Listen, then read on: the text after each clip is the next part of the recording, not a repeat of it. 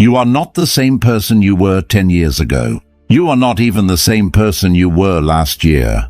The mind you are using right now to watch this, it was built, piece by piece, word by word, thought by thought. And here is what nobody told you. It can be rebuilt. The ancient Stoics, Marcus Aurelius, Seneca, Epictetus, they were not philosophers who sat in clean rooms writing about peace. They were men who faced war, slavery, exile, plague, and betrayal. Men who built empires and lost everything. And they discovered something that modern neuroscience is only now beginning to confirm. The words you speak to yourself are not decoration. They are architecture.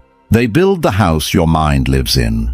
And most people, right now, today, in this country, are living in a house they never consciously designed. A house built from other people's fears, other people's limits, other people's definitions of what is possible. Today that ends. I am going to give you 7 words, not sentences, not paragraphs. 7 words that carry 2,000 years of Stoic wisdom and the power to dismantle every lie your mind has accepted as truth. These words will not comfort you. Comfort is what keeps people small. These words will challenge you, stretch you, and if you stay until the end of this video, and I need you to stay until the end, you will leave here different than you arrived. Not because of me, because of what has always been true about you, that you just haven't had the language to claim yet. Let's begin. Word 1, memento mori. Remember that you will die. You just flinched. I saw it, or felt it. That flicker of resistance when the mind encounters something it spends its entire existence trying to avoid. But stay with me, because this is not a dark word. This is possibly the most liberating word in human history. In ancient Rome, when a general returned victorious from war, chariot rolling through the streets, crowds screaming his name, the city laid at his feet, there was a slave whose only job was to ride beside him and whisper 4 words in his ear. Memento mori, remember you will die, not to shame him, not to diminish the triumph, but to keep him human, to keep him present, to remind him that this moment, right now, was the only moment that actually existed, because the Romans knew what we have forgotten in our age of infinite scroll and endless distraction. When you forget that your time is finite, you treat it like it is worthless. When you remember that your time is finite, truly remember, not just intellectually know, everything changes. Think about the last week of your life. Really think about it. How many hours did you spend in low-grade anxiety about things that will never happen? How many evenings did you give away to a screen, convincing yourself you would live fully tomorrow, next week, after the promotion, after the relationship, after things calm down? Tomorrow is a check you are writing on an account that might be empty. Marcus Aurelius, the most powerful man alive in the 2nd century AD, commanding 30 legions, ruling 60 million people, wrote this to himself in his private journal. You could leave life right now. Let that determine what you do and say and think. He was not being morbid. He was being strategic. Because when you genuinely feel the weight of your own mortality, the nonsense falls away instantly. The petty argument with a co-worker, irrelevant. The anxiety about what strangers think of your choices, dissolved. The procrastination on the one thing that actually matters, over.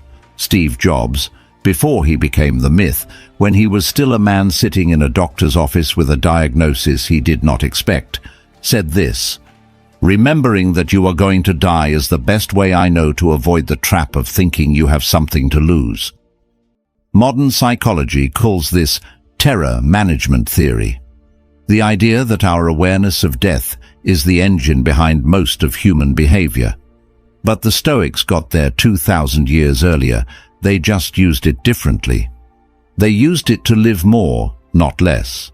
to love more boldly, work more deliberately, speak more honestly. Because when you carry memento mori not as a fear, but as a compass, you stop asking, "What will people think?" and start asking, "How do I want to have spent this one unrepeatable life?" Say it this morning. Say it quietly to yourself before your feet touch the floor. Memento mori. Let it strip away everything that is not real. Word 2. Amor fati. Love your fate. Not accept it, not tolerate it, not survive it. Love it. I know what you're thinking. You're thinking, love the cancer diagnosis, love the bankruptcy, love the person who walked out and took everything with them. Yes, and I will tell you exactly why. Not as philosophy, but as the single most practical survival tool ever discovered. Friedrich Nietzsche, who suffered chronic illness, rejection, profound loneliness, and eventual madness, wrote, "My formula for greatness in a human being is amor fati, that one wants nothing to be different, not forward, not backward, not in all eternity. Not merely bear what is necessary, still less conceal it, but love it." That word necessary is the key. The Stoics believed that everything that happens is part of a rational, interconnected universe, what they called the logos. And your resistance to what has already happened is not wisdom, it is waste. Think about how much mental energy you burn every week in the mode of, "This shouldn't be happening." The traffic jam that shouldn't be there, the relationship that should have worked, the career that should have gone differently, the body that should be healthier, the family that should be easier. The Stoics called this the difference between what is up to us and what is not up to us. And they were brutally honest. Almost everything that has already happened is not up to you. Your resistance to it costs you everything. Your love of it, your willingness to find the purpose inside the pain, gives you back your power. Thomas Edison's laboratory burned to the ground in 1914. Every prototype, every notebook, 20 years of work, destroyed in a single night. He was 67 years old. His son found him standing in the courtyard watching his life's work become ash. Edison turned to him and said, "Go get your mother and all her friends. They'll never see a fire like this again." By morning, he had already started rebuilding. That is not denial. That is not toxic positivity. That is a man who had trained himself deliberately, consciously, to find what is useful in what is broken. Amor fati is not about pretending things don't hurt. They do. They should. You are human. But there is a difference between pain and suffering. Pain is the event. Suffering is the story you tell about the event. The endless loop of, "Why me? This is unfair. Everything is ruined." Amor fati is the moment you interrupt that loop and ask, "What is this making possible? What am I learning? What does this force me to become?" Epictetus was a slave. He was physically tortured. His master once broke his leg to prove a point. And from that experience, from that specific, unbearable pain, came the philosophy that shaped Marcus Aurelius, that shaped the Stoic tradition, that is shaping this conversation right now. The worst thing that happened to him became the greatest thing he gave the world. Say it today. Say it when something goes wrong, and something will go wrong. Amor fati. I love my fate, not because it is easy, but because I trust that I am being forged, not broken. Word 3. Discipline. Not the word you say when you're motivated, the word you practice when you are not. There is a lie woven into American culture, into every advertisement, every self-help headline, every productivity hack, and it goes like this. Freedom is the absence of constraint. That lie has destroyed more potential than any obstacle ever could. The Stoics believed the exact opposite. They believed that discipline was not the enemy of freedom, it was the only path to it. that the undisciplined man is not free. He is a slave to whatever he feels in any given moment. No man is free who is not master of himself. Epictetus. Think about the people you admire most, not the ones who got lucky, the ones who built something real.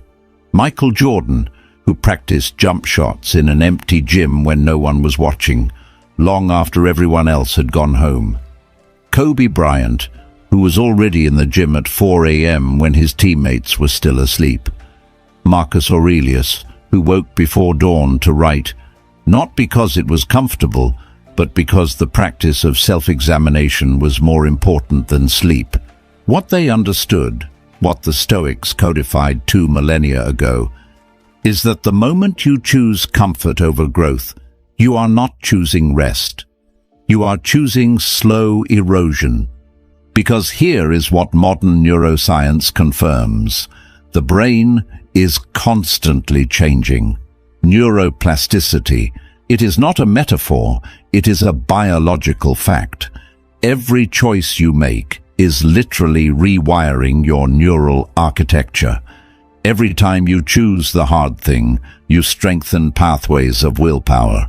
Every time you choose the easy thing, you strengthen pathways of avoidance. You are always building something. The question is what? Jocko Willink, Navy SEAL, decorated combat veteran, someone who has seen what human beings are capable of under the most extreme conditions, distilled it to 3 words. Discipline equals freedom. The disciplined runner is not a prisoner to the road. He is free to run 10 miles when the undisciplined man cannot run 1. The disciplined writer is not a prisoner to the page. She is free to finish what the undisciplined person can only dream of starting. What are you failing to be disciplined about right now? Not as a judgment, as a genuine question. Because that is exactly the area where you are least free, where life is happening to you instead of through you. The Stoics had a practice called ascesis, deliberate self-denial. Marcus Aurelius would sleep on the floor. Seneca would practice voluntary poverty for days at a time, eating simple food, wearing rough clothing. Not because they had to, he was a millionaire, but to train the mind to know it could survive without comfort, to keep the self from becoming soft.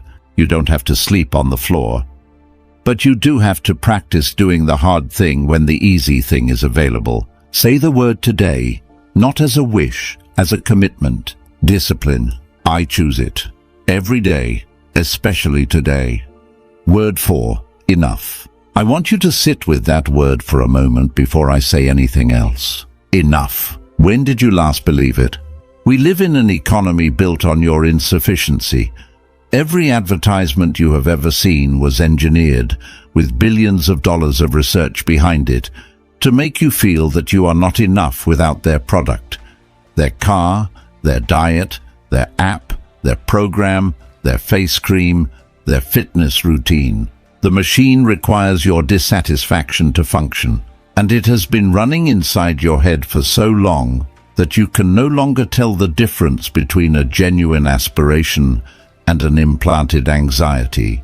The Stoics called this trap false goods, things the world tells you to chase that have no actual capacity to make you whole. Money beyond sufficiency, status beyond dignity, approval from people who don't know you, pleasure beyond what the body genuinely needs. Seneca, who was fabulously wealthy, who lived in one of the finest homes in Rome, who advised emperors, wrote this: "It is not the man who has too little, but the man who craves more that is poor." He wasn't telling you not to want things. He was pointing to something most people spend their entire lives missing. The destination keeps moving because it was never real. Marcus Aurelius wrote, "Very little is needed to make a happy life. It is all within yourself, in your way of thinking." The happiest people in documented psychological research are not the wealthiest. They are the people who know the difference between enough and more, and who have consciously chosen enough. Viktor Frankl survived the Nazi death camps. He lost everything: his manuscript, his family, his freedom. When he was liberated, he had nothing except his mind.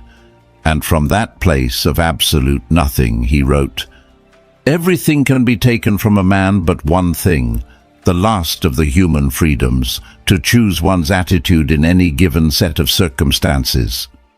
That is a man who discovered enough, not because the world gave it to him, because he chose it. Here is the practice. Not positive thinking, not affirmation, a question. If I already had everything I needed to begin living fully, what would I do differently today? The answer to that question is your real life. The life you keep postponing until some imaginary threshold of ready or worthy or finished. You are already at the threshold. You are always at the threshold. Say the word, mean it. Enough, I am enough, right now, as I am, to begin. Word 5. Stillness. In a world that rewards noise, that measures worth in activity, that treats busyness as a virtue and silence as a sign of failure, stillness is not a retreat. It is a weapon. And almost no one has access to it. Think about the last time your mind was genuinely quiet, not distracted into quiet by a screen or a substance. Actually quiet. When you could hear yourself think, not the anxious chatter, not the to-do list, not the replay of past conversations, but something deeper. Most people have never experienced that. Most people are terrified of it, because in stillness the truth arrives, and the truth is not always comfortable. But here is what the Stoics knew that our culture refuses to acknowledge. All the clarity you have ever needed already exists inside you. You just can't hear it over the noise. The first rule is to keep an untroubled spirit. The second is to look things in the face and know them for what they are. Marcus Aurelius. Ryan Holiday, in his modern synthesis of Stoic wisdom, writes about how the greatest leaders in history, from Lincoln to Churchill to Newton, made their most important decisions not in the middle of activity, but in moments of deliberate stillness. Isaac Newton did not discover gravity in a crowded marketplace. He was alone in a garden, forced into isolation by plague, with nothing but time and a quiet mind. That enforced stillness gave humanity calculus, the laws of motion, and the theory of gravity. Einstein's greatest breakthroughs came not from laboratory equipment, but from thought experiments, from sitting still and asking, what if? What would you discover if you gave your mind 30 minutes of genuine stillness every day? The Stoics practiced what they called prosos, attention, a form of vigilant, disciplined self-observation. Not meditation in the Eastern sense, but a rigorous daily practice of watching the mind without being swept away by it. What am I thinking right now? Is this thought true? Is this emotion mine? Or is it something I absorbed from the environment? What does my wisest self actually believe about this situation? These questions can only be asked in stillness. The answers only arrive in stillness. And here is the practical truth. The decisions you make from a place of noise, from urgency, anxiety, comparison, emotional reactivity, are almost always wrong, or at least smaller than they need to be. The decisions you make from stillness are the ones that change your life. Practice it. 5 minutes, 10 minutes. Sit with your own mind without giving it anything to consume. Let the discomfort arise. Let it pass. And in the space that remains, listen. That is where you actually live. Stillness, return to it. Every day. Word 6. Virtue. The most misunderstood word in the English language. the word that has been neutered by centuries of religious association until it means something thin and cautious and small. But in the Stoic tradition, virtue, arete, was not about being polite. It was about being excellent, fully, completely, ruthlessly excellent at being a human being. The Stoics believed in 4 cardinal virtues, not 10 commandments, not a list of rules. 4 capacities: wisdom, the ability to see clearly; courage, the willingness to act rightly when it costs you something; justice, the commitment to treating others with what they deserve; temperance, the discipline to stop before excess. And here is the claim that separates Stoicism from every other philosophy you have encountered. These virtues are the only good. Everything else, money, status, health, pleasure, even life itself, is preferred but not required for a good life. Zeno of Citium, the founder of Stoicism, shipwrecked on the coast of Athens at the age of 30. He lost everything, every possession, every plan, every certainty about the future. He walked into a bookstore and read Xenophon's account of Socrates, and something cracked open. He did not rebuild his old life. He began a new one. From that shipwreck came one of history's most influential philosophical traditions, the tradition that produced Marcus Aurelius, that influenced Christianity, that shaped the founding fathers, that underlies modern cognitive behavioral therapy. From total loss came total transformation. Because Zeno understood that what he had lost were externals. What he carried, his capacity for reason, for virtue, for wisdom, was indestructible. Waste no more time arguing about what a good man should be. Be one, Marcus Aurelius. This is not abstract. This is the most practical question you can ask about any situation. What would the wisest, most virtuous version of me do right now? Not what would make me comfortable, not what would make others approve of me, not what is easiest. What would the person I am trying to become actually do? That question, when you ask it honestly, when you sit with it in stillness, is a compass. It has never once pointed in the wrong direction. The world can take your money. It can take your health. It can take people you love. It can take your freedom. It cannot take your virtue. It cannot take the choice of how you face what is happening to you. That is not a consolation. That is the entire game. Virtue. Build it, protect it, choose it, especially when choosing it costs you something. That cost is not a punishment. It is the price of being someone worth becoming. Word 7. Begin. Not tomorrow. Not after you feel ready, not when the circumstances are better. Now. This is the word that separates everyone who ever changed their life from everyone who intended to. It is not the smallest word, it is the most terrifying one, because beginning means leaving the comfortable prison of potential behind. The prison where you are still possible, still unlaunched, still protected by the excuse of not having started yet.